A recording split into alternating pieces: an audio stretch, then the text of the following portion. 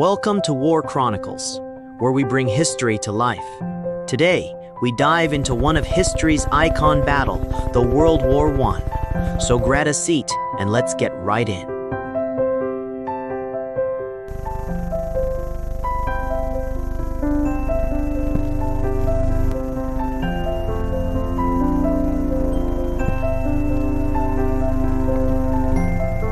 Looking back at human history, one thing has always seemed to be constant in the development of the human race: war.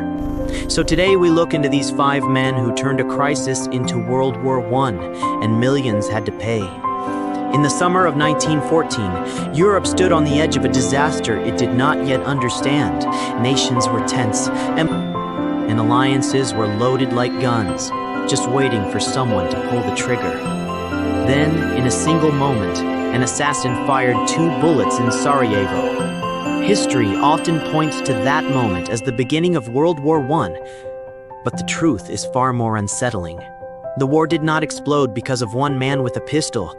It exploded because 5 powerful leaders chose escalation over restraint. Each decision made the crisis worse. Each choice erased another chance for peace. This is the story of 5 men who didn't start World War I, but turned it into a global catastrophe.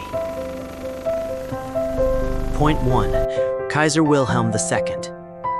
Kaiser Wilhelm II ruled Germany with insecurity disguised as confidence. He wanted respect, he wanted fear, and above all, he wanted Germany to be seen as a global superpower. After the assassination of Archduke Franz Ferdinand, Austria-Hungary turned to Germany for support. Wilhelm responded with what became known as the blank check. Germany promised unconditional military backing. No limits, no diplomacy, no hesitation. This single decision emboldened Austria-Hungary to issue an ultimatum to Serbia designed to be rejected. Wilhelm believed war would be short. He believed Russia would hesitate. He believed Britain would stay out. He was wrong. When war preparations began, Wilhelm panicked, reversed decisions, and created confusion inside German command. Once the machinery of war started moving, it could not be stopped. Point 2. Emperor Franz Joseph. Franz Joseph had ruled Austria-Hungary for nearly 70 years. By 1914, his empire was fragile, held together by fear, tradition, and force.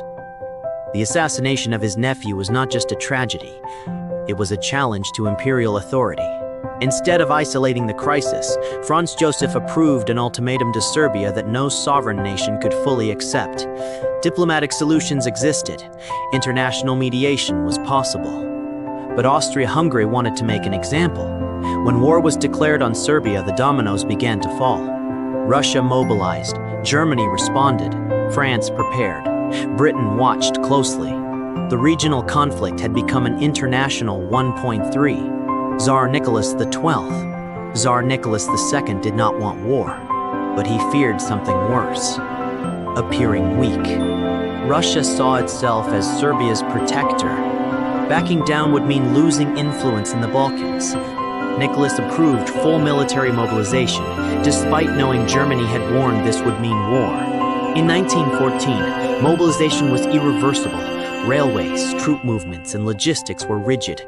Once started, they could not be stopped. Nicholas hesitated too late. Germany declared war. Russia entered a conflict it was unprepared for, economically, militarily, and politically. The consequences would be fatal for the Russian Empire. Person number 4, Raymond Poincaré. France, in 1914, was driven by one obsession: revenge. The loss of Alsace-Lorraine to Germany burned deeply into national memory. President Raymond Poincaré encouraged Russian firmness against Austria-Hungary and Germany. Behind closed doors, France assured Russia of full support. Rather than urging restraint, France reinforced escalation. French war plans were aggressive and unrealistic. When war came, France launched immediate offensives, costing hundreds of thousands of lives within months. Poincaré believed war was inevitable. By acting as if it already was, he helped make it so. Point 5. Sir Edward Grey, Britain's foreign secretary, believed ambiguity would prevent war. Instead, it encouraged risk. Germany did not know whether Britain would fight. France assumed Britain would. This uncertainty emboldened German decision-makers.